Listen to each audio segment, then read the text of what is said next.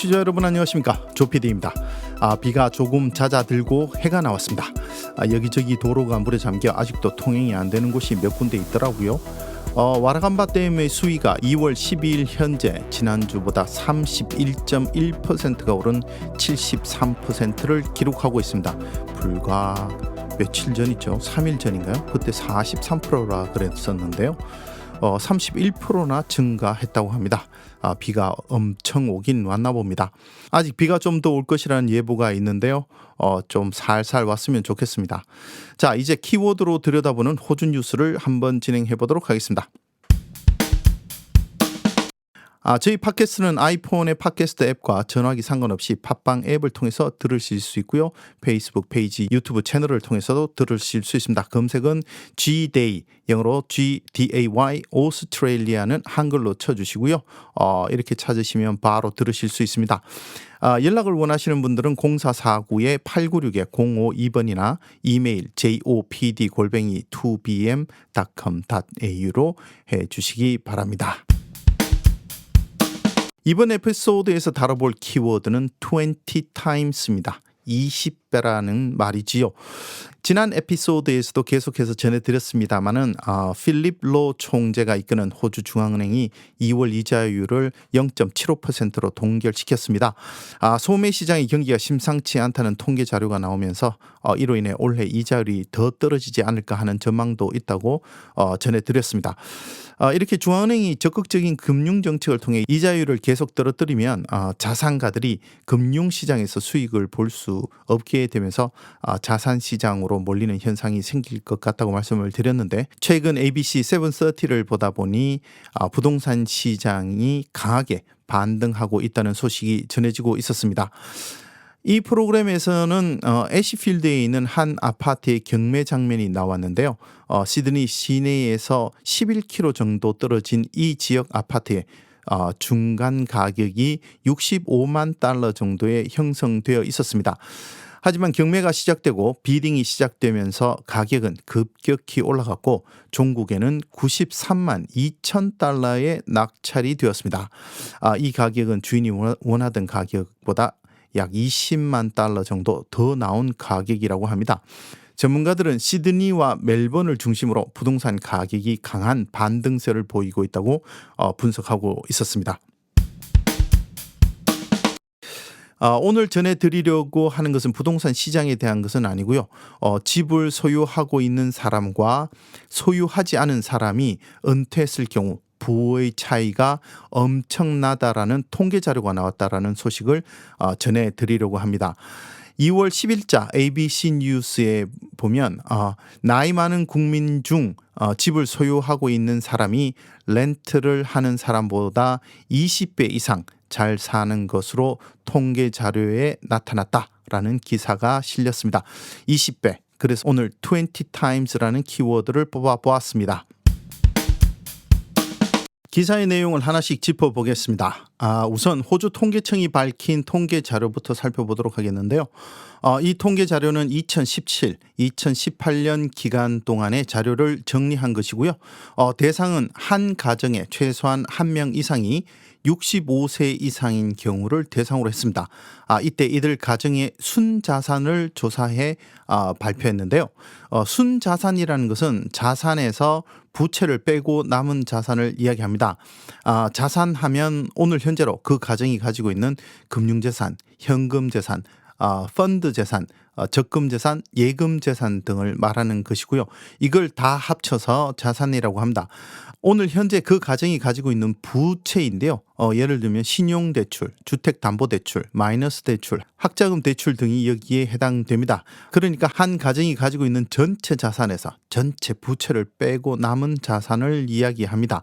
자, 그럼 다시 통계 자료로 돌아가서 한 가정에 65세 이상이 한 명이라도 있는 가정을 대상으로 했다는 것은 은퇴자들의 순자산이 어떻게 되는지를 봤다는 이야기가 되겠죠. 그 결과는 이렇습니다.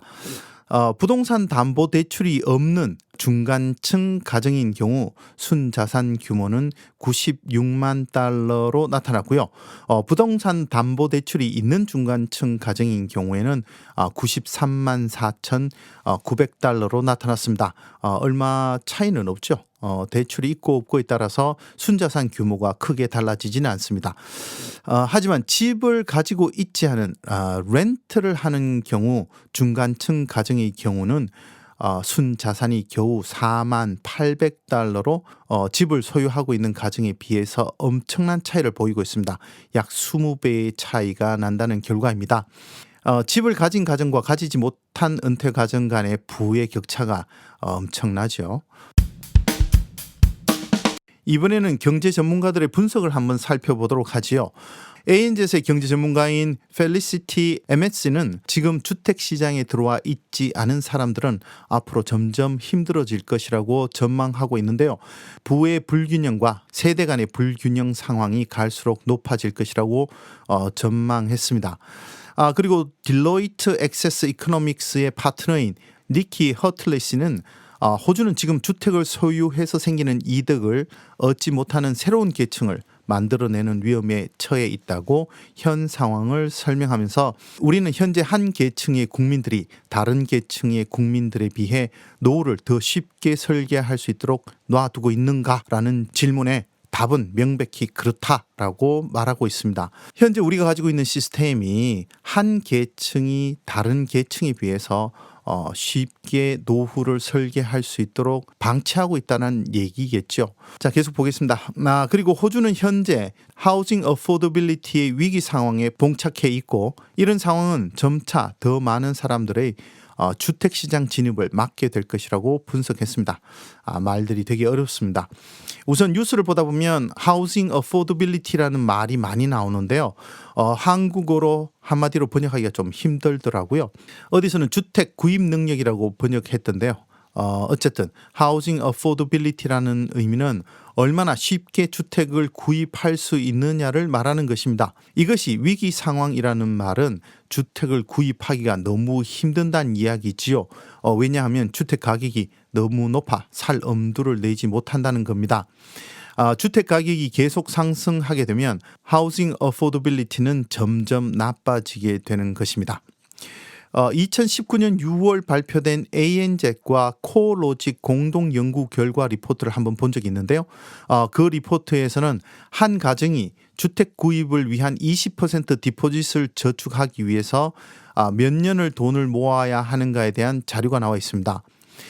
전체 수입의 15%를 저축하는 경우 전국 평균은 8.9년, 대도시의 경우는 9.4년, 지방의 경우는 7.8년이 걸려야 20%의 디포짓을 모을 수 있다고 합니다. 여기서 중요한 건 한 명이 아니고 한 가정이라는 것이지요. 시드니의 경우 중위층 가정의 수입이 주에 1,819달러로 나와 있더라고요. 그러면 1,819달러의 15%를 저축하면 대도시의 경우는 9.4년이 걸린다는 거죠. 수입이 그보다 적다면 디포짓을 모으는데 걸리는 시간은 아마 더욱 더 늘어나겠죠. 이게 맞벌이를 해서 주에 1,819불을 번다 그러면 외벌이를 해서 1,000불 정도 만약에 번다고 치면 디포짓을 모으는데 걸리는 시간은 한 17년 이렇게 되지 않을까요? 그러니까 집을 사기가 되게 힘들다는 거죠. 거기다가 다른 뉴스를 보게 되면 저소득층 가정이 렌트비로 내는 돈이 자신들의 수입의 50에서 65%를 차지한다고 나와 있습니다. 그렇다면 거기에서 15%를 떼내서 저축할 수 있을까요? 쉽지 않습니다. 그래서 저소득층의 경우는 평생 렌트를 하면서 살아야 될 수도 있다라는 뉴스가 있었습니다. 아무튼 전문가들은 지금 호주는 주택을 구입하기가 너무 힘드는 것에 모두 동의하는 것으로 보입니다. 자, 중앙은행이 ABC에 제공한 분석 자료를 보면 2011년에서 2016년 사이 전 연령층에서 주택 보유율이 하락하고 있는 것을 볼 수 있습니다. 주택 가격이 오르면 주택 보유율은 상대적으로 많이 떨어진다고 합니다. 약 2년 전부터 시작된 부동산 시장의 하락으로 시드니의 경우는 약 15%의 가격 하락이 있었다는 리포트가 있는데요.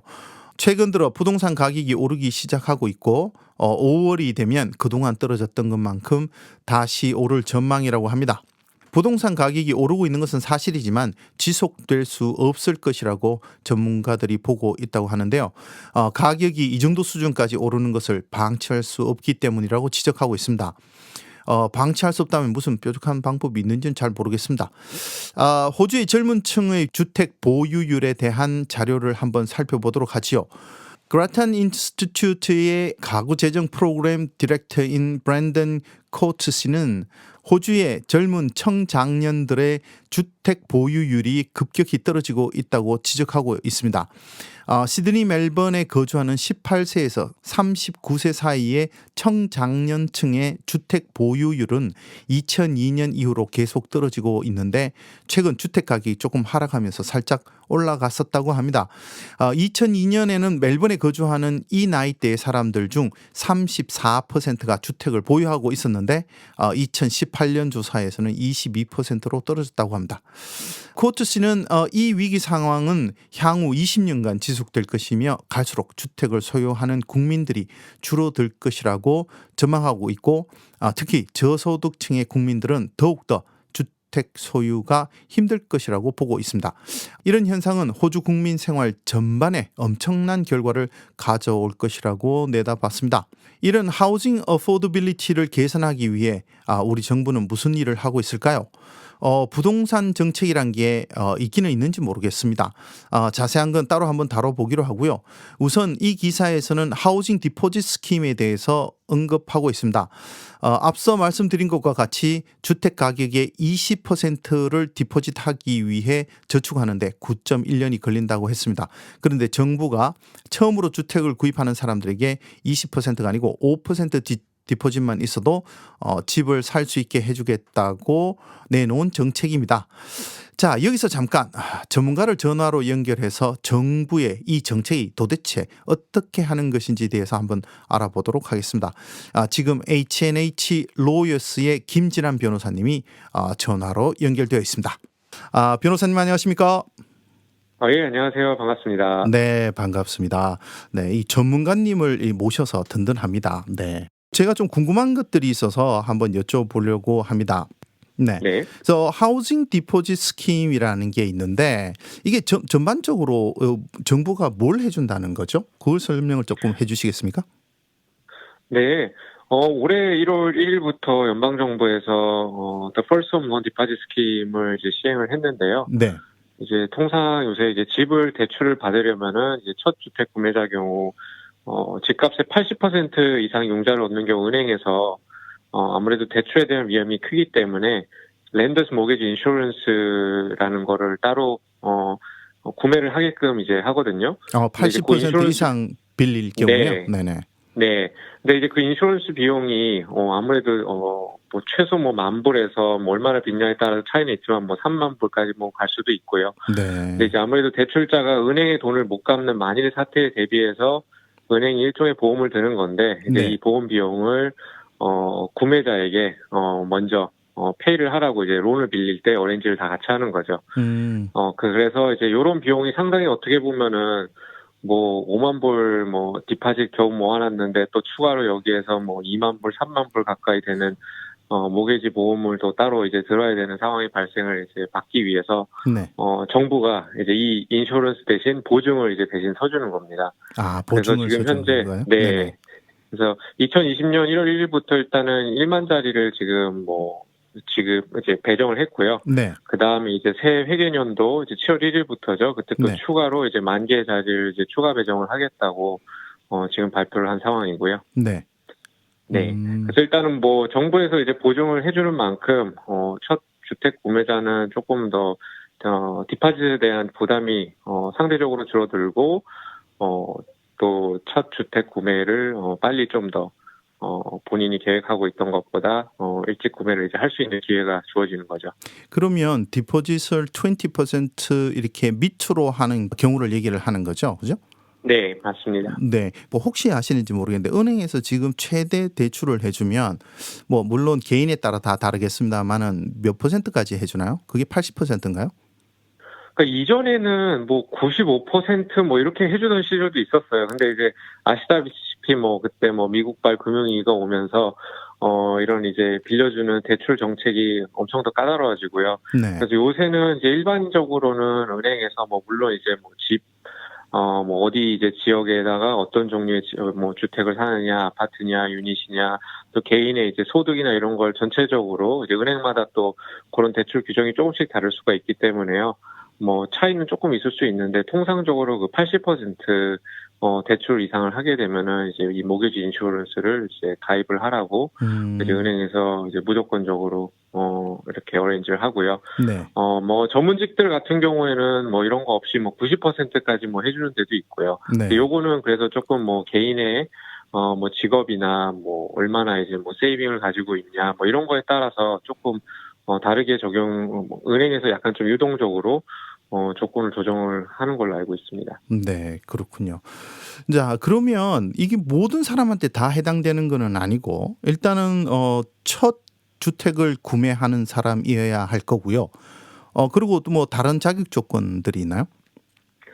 네, 일단은 아무래도 연방정부에서 소개하는 프로그램이기 때문에 호주 시민권자만 가능하고요. 네네. 그리고 메디케어도 반드시 소지하고 있어야 되고요. 그래서 영주권자는 해당이 안 되고 만 18세 이상의 호주 시민권자 그리고 메디케어 소지자만 신청이 가능합니다. 그리고 당연히 시민권자요? 네, 네네. 네. 그래서 당연히 이제 소득에 대한 이제 기준도 있고요. 그래서 싱글인 경우는 12만 5천 불 이하의 소득, 네. 그리고 커플인 경우는 합쳐서 20만 불 이하의 최근 회계연도 기준의 소득 신고를 바탕으로 이제 신청이 가능한지 확인이 가능합니다. 아, 그렇군요. 그러니까 네. 그거보다 높은 사람은 안 되고 그 밑으로 네. 수입이 있는 사람들은 지원이 그렇죠. 가능하다. 그렇죠? 네. 그리고 이제 첫 주택 구매자이고 그다음에 거주 목적으로만 살 경우만 가능하고요. 투자 목적은 안 되는 거고요. 네네. 네, 투자 목적은 안 되고요. 네. 그리고 이제 5% 디파짓을 어떻게 만들었다 하더라도 또 이 이외에 또 스탬프 듀티나 변호사 비용이라든지 은행의 다른 부수적인 비용이 기타 비용이 발생할 수 있기 때문에 그거에 대해서 또 여분의 또 자금은 당연히 또 준비를 하셔야 되고요. 그러면 집값에 대해서 제가 5% 디포짓을 모았어요. 그죠? 네. 그러면 이걸 가지고 은행에다가 돈을 빌려주십시오라고 신청하는 경우에 이 혜택을 받을 수 있다는 거잖아요. 5% 네. 모아도 돼요? 그러니까? 네, 5%만 있으면 됩니다. 그러니까 디파짓만요. 5%. 네. 그리고 미니멈 네. 5%는 있어야 된다는 얘기죠? 네, 그렇죠. 그리고 이 외에 이제 부수적인 비용이 몇천 불 조금 더 들고 그렇죠. 스탬프 듀티가 근데 또 이제 주택마다 또 차이가 있기 때문에 스탬프 듀티 비용이 또 한 몇만 불이 들어갈 수 있으니까 그것도 이제 여분으로 확보를 하셔야 되고요. 요즘은 그 퍼스트 홈바이어한테 스탬프 듀티 없애주는 정책은 없어졌나요? 있습니다. 예. 그러니까 그것도 이제 같이 병행해서요. 스탬프 듀티 이제 추가로 이제 내야 될 금액이 있다면은 이제 그것만 따로 추가로 이제 비용 확보만 이제 하면 됩니다. 네, 그렇군요. 네. 네, 그러면 그 20% 디포짓이 있어야 집을 살 수 있는데 5%만 있어도 집을 살 수 있으니까 이거 훨씬 부담이 줄기는 하는군요. 네. 네, 이전에도 살 수는 있는데 이제 결국 모기지 인슈런스 비용을 줄이는 거죠. 그렇죠. 정부에서 보증을 대신에 서주게 돼서요. 그리고 지원 받을 수 있는 주택 가격의 상한선 같은 게 있나요? 네, 있습니다. 기존의 퍼스트 홈 바이어 프로그램하고 비슷하게 이게 지역별로 약간 좀 차이가 있는데요. 네. 그 뉴사우스웨일즈주 기준으로 하면 시드니 그리고 인구 25만 이상의 큰 지방 도시들. 근데 이게 이미 발표가 된 게 골드코스트, 뉴카슬, 레이크 맥쿼리, 그다음에 다른 지역 선샤인 코스트, 울릉공, 이렇게 질롱 등이 다 25만 이상의 큰 지방 도시로 이제 분류가 됐고요. 그래서 뉴사우스웨일즈 주에서는 시드니하고 이제 그런 큰 지방 도시들 경우에 70만 불까지. 그리고 그 외 지역은 45만 불. 그리고 이제 빅토리아 주는 멜번하고 이제 큰 지방 도시는 60만 불. 그 외 40만 불. 이렇게 해서 조금씩 차이가 있습니다. 그래서 서호주 또 40만 불, 이제 퍼스나 이제 그런 지역은, 그리고 그 외에는 30만 불. 나머지도 애들레이드 쪽 40만 불, 그 외 25만 불.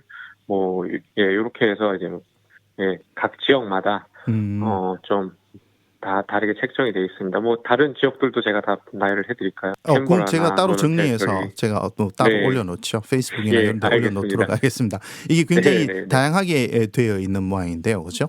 네, 네. 네. 그래서 아무래도 이제 지역마다 조금 그 이미 책정된 가격이 차이가 있으니까요. 부동산 가격이요. 네. 그래서 그거를 좀 반영을 해서 설정을 한 것 같습니다. 그럼 이번에는 그 신규 주택이든 아니면 올드 주택이든 상관없습니까? 네, 그건 상관없습니다. 그냥 금액만 제한이 있나 보군요. 네. 네, 맞습니다. 네, 그렇군요. 그러면 절차는 어떻게 진행이 되는 건가요? 뭐 그냥 은행에 무조건 가서 이렇게 신청을 하면 되나요? 아니면 정부에 먼저 신청을 얻어야 되나요? 네, 일단 정부 이 담당 기관에서는 승인 처리를 직접 해주지는 않고요. 그래요? 네, 정부에서 이제 인간 27개 이제 그 은행 이제 금융사들한테 네. 이제 그쪽에서 이제 대행 신청을 이제 뭐 해주게끔 시스템을 지금 이제 해놨습니다. 그래서 지금 뭐 4대 은행 중에는 현재 커먼웰스와 NAB 은행에서 대행해주고 있고요. 네. 원래는 웨스팩이 들어오기로 했었는데 이게 최근 또 뭐 돈 세탁 관련 불미스러운 일이 휘말려가지고 웨스팩은 제외가 됐고요. 그래서 이제 현재 커먼웰스하고 NAB 은행에서 최대 뭐 10,000개 자리 중에서 이제 절반까지만 이제 두 은행에서 신청서를 처리를 해주게 이제 리밋을 이제 해놨고요. 나머지 이제 뭐 5,000개는 이제 25개, 25개 이제 이외 중소은행들에서 처리를 이제 해줄 수가 있고요. 네. 그래서 원래 이게 요새 이제 은행에서 다 이제 대행해주기 때문에 은행에서 이제 가장 기본적인 정보만 일단은 뭐 개인 인적 정보, 뭐 생년월일, 이름, 뭐 메디케어 번호, 뭐 직업, 뭐 이런 것만 해가지고 그 정부 시스템에 들어가가지고 임시 예약을 할 수가 있습니다. 그래서 임시 예약을 먼저 걸어놓으면은 이제 한 14일 2주 기간이 주어지는데요. 네. 이 기간 안에 이제 신청인의 이제 뭐 일반적으로 선용자 그 어프로벌 받듯이 네. 그 자격 조건을 체크해서 2주 안에 이제 승인을 받게 되고요. 그래서 그 프리 어프로벌 이제 받게 되면은 이제 은행에서 이 시스템에다가 이제 예약을 걸어놓고 그 다음에 승인서를 이제 구매를 이제 하려는 첫 주택 구매자한테 이제 알려주겠죠. 네. 그럼 이제 그 용자 선승인 받은 거 가지고 90일 안에 이제 매매 계약을 해야 됩니다. 그래서 서명을 해야 되는 거예요, 매매 계약서에. 그래서 매매 계약서에 이제 서명을 하시고 그러면은 그 서명일 기준 30일 이내에 이제 최종 이제 정부의 이제 보증 그 승인 절차를 마무리 짓게 되고요.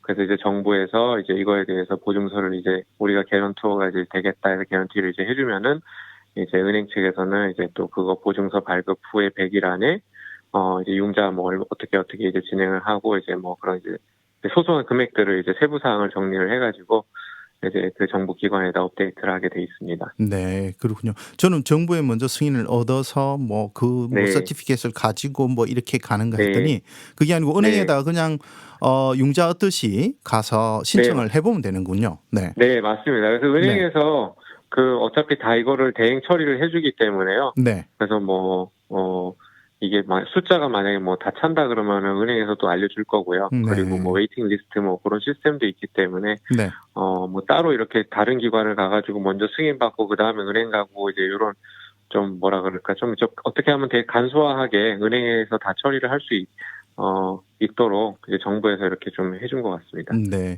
좀 전에 10,000개 정도가 있는데 5,000개 정도를 커먼웰스와 NAB 쪽에다가 할당을 해놨다 그러는데 지금 상황은 어떻게 혹시 아시나요? 이게 뭐 아직도 여유가 있나요? 아니면 다 나갔나요? 지금 계속 은행들이 진행을 하고 있어서 저도 뭐 내부적으로 아직도 지금 이게 할당된 이미 쿼터가 다 찼는지 안 찼는지까지는 좀 알기는 힘들고요. 네네. 근데 이제 은행에다가 제일 먼저 확인을 해보시면은 제일 빠를 것 같고요. 지금 요 프로그램 액세스를 하시려고 생각하시는 분들은 근데 이제 배정된 자리가 다 차게 되면 어차피 또 웨이팅 리스트에 올라가서 또 새 회계연도에 또 7월 1일부로 또 10,000개의 자리가 또 새로 나오거든요. 그래서 그때 아마 또 뭐 기다리시고 있다가 뭐 진행이 가능하면은 은행 측에서 아마 연락을 해주지 않을까 싶습니다. 7월 1일 날 딱 가서 해야 되겠군요. 네. 새로 10,000개 나온다 아니면 그러면. 미리 예약을 걸어놔도 되는 거죠. 웨이팅 그렇죠. 리스트에. 네네네.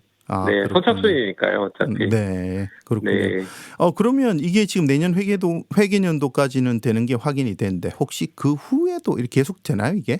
네, 뭐 아무래도 일단은 정부 입장에서는 수요를 계속 파악을 하면서 탄력적으로 이거를 뭐 조정을 할 수 있는 여지는 충분히 있는 것으로 보이고요. 네. 근데 지금으로서는 일단은 뭐 그러니까 올해 7월 1일에 10,000개 자리 추가로 일단은 늘리는 거에 대해서는 확정이 되어서 뭐 또 그 이후에 이게 뭐 수요가 좀 더 필요하다, 그러니까 수요가 더 많다고 생각이 돼서 좀 늘려야 된다고 생각하면은 또 정부가 뭐 아마 6개월 뒤나 또 아니면 그 다음 회계연도에 뭐 더 늘릴 수 있지 않을까 싶습니다. 그렇군요. 제가 지금 이거를 인터뷰를 하는 게 지금 어떤 얘기를 하다가 중간에 인터뷰를 드리냐면 하우징 네. 어포더빌리티에 관련되는 얘기를 잠깐 하다가 이게 정부에서 그거와 관련돼서 정책이 하나 있는데 이런 게 있다라고 나와 있어서 제가 이제 인터뷰를 드리는데 혹시 뭐 이 정책이 하우징 어포더빌리티를 좀 이렇게 개선하는데 도움이 좀 된다고 생각하십니까? 이 변호사님 생각은 어떠세요? 뭐 제 개인적인 뭐 생각은 네. 솔직히 이게 뭐 많이 나오는 게 아니거든요. 그러니까 네. 뭐 10,000개, 뭐 그다음에 또 7월 1일부로 또 10,000개의 자리가 나온다고 하지만, 네. 뭐 오늘 기사를 보니까 2018년도 기준 세직 구매자 숫자가 뭐 한 10만 명이 넘는다, 10만 그렇죠. 명 가까이 된다고 그러더라고요. 네. 그래서 결국 뭐 10,000개 뭐 회계연도 기준으로 하면은 10% 미만의 사람들만 혜택을 볼 것 같은데요. 네. 그럼 뭐 나머지 90%는 이제 이 프로그램을 뭐 하고 싶어 해도 뭐 액세스가 안 되겠죠. 네. 그래서 뭐 그 전체적인 이제 그림을 보면은 뭐 개선 측면보다는 하우싱 어포더빌리티가 더 좋아진다는 측면보다는 그나마 조금이나마 첫 구매 주택자들에게 희망을 옵션을 조금 준다는 약간 좀 생각이 들거든요. 네. 근데 뭐 전체적으로 뭐 호주 이렇게 집을 구매하는데 어포더빌리티를 보세요. 이 숫자 가지고는 뭐 완전 개선하는데 효과적이라고 보기엔 좀 어려울 것 같습니다. 네. 그렇습니다. 네. 제가 오늘을 그 김진환 변호사님을 연결해서 제 하우싱 디포짓 스킴에 대해서 한번 알아봤는데요. 이렇게 시간 내주셔서 대단히 감사합니다. 예, 아닙니다. 네. 네. 다음에도 또 이 전문적인 이 조언이 필요하면 또 연락을 드리겠습니다. 예, 알려주십시오. 네. 그러면 또 한번 출연하셔서 얘기 좀 해주십시오. 네. 예, 감사합니다. 네. 오늘 정말 감사하고요. 다음에 또 뵙도록 하겠습니다. 네. 네. 감사합니다. 지금까지 H&H 로이어스의 김진환 변호사님과 전화 통화를 한번 해보았습니다. 자, 기사를 그러면 정리를 해보도록 하겠습니다. 이번 기사 말미에 이런 하우징 디포짓 스킴과 같은 정책이 하우징 어포더빌리티 문제를 해결할 수 있겠는가? 라고 의문을 제기하고 있습니다. 전화 통화에서 우리 김진환 변호사님께서도 실효성이 별로 없지 않나 이런 의견을 주셨는데요. 여기도 마찬가지입니다.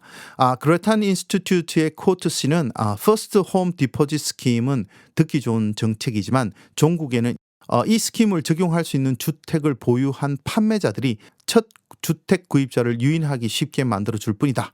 그리고 이 정책은 빅토리아주에서 시행한 첫 주택 구입자들에게 인지세를 깎아주는 정책과 과거 지원금을 주는 형태의 정책 결과와 같은 결과를 보게 될 것이라고 했습니다. 그러니까 실효성이 별로 없어 보인다는 얘기겠죠.